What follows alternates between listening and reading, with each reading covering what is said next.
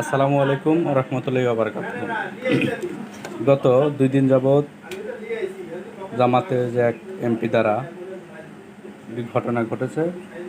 সাতক্ষীরা 4 আসনের এমপি নজরুল ইসলাম সাহেব এই বিষয়টা নিয়ে এখনও যারা এখন পর্যন্ত যারা মোটামুটি 24 ঘন্টা পেরোনোর পরেও যারা বলতেছে এআই দিয়ে বানানো এটি ফ্যাক্ট, বা বিভিন্নভাবে বিভিন্ন বলতেছে যে এআই দিয়ে বানানো ফ্যাক্ট, তার নামে একটা মিথ্যা প্রোপাগান্ডা ছড়ানো হচ্ছে।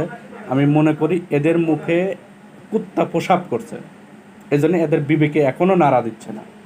আর বিশেষ করে জামাতের পক্ষে 2-1টা আলেম যারা আছে, ভণ্ড আলেম, তারা যাদের এখন পর্যন্ত এই এমপির বিরুদ্ধে আলেম হিসেবে, দলীয় না আলেম হিসেবে মুখ দিয়ে কিছু বের হচ্ছে না, আমি মনে করি এদের মুখে কুত্তা প্রসাব করছে, কুত্তা পায়খানা করছে।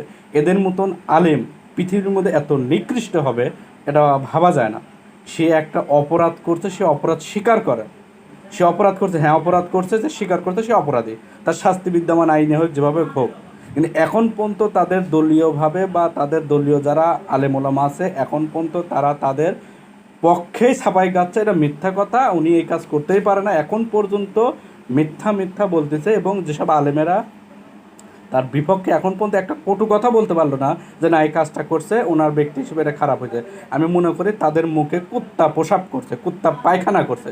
এবং যারা এখনও তার পক্ষে ছাপাই গাচ্ছে এটা উনি করেনি বা করতে পারে না, এই দিয়ে বানানো, এই ক্যান হ্যান ত্যান ছাত্রদ্র, আমি মনে করি ওই ব্যক্তিরা যাদের তার পক্ষে কথাতে এর মাও বোন এদের মেয়ে যতক্ষণ না এভাবে বেজ্জতি না হবে এতক্ষণ তারা জামাতের বিরুদ্ধে যাবে না। এই হচ্ছে জামাত। আর এখন এই জামাত কুলাঙ্গার এই শুয়োরের বাচ্চাদের দেশ থেকে বিতাড়িত করা খুবই জরুরি। এই শুয়োরের বাচ্চাদের ইসলাম যেমন ক্ষতিগ্রস্ত হচ্ছে, এই কুত্তার বাচ্চারা যখন ইসলামের হচ্ছে তত বড় ক্ষতি হচ্ছে।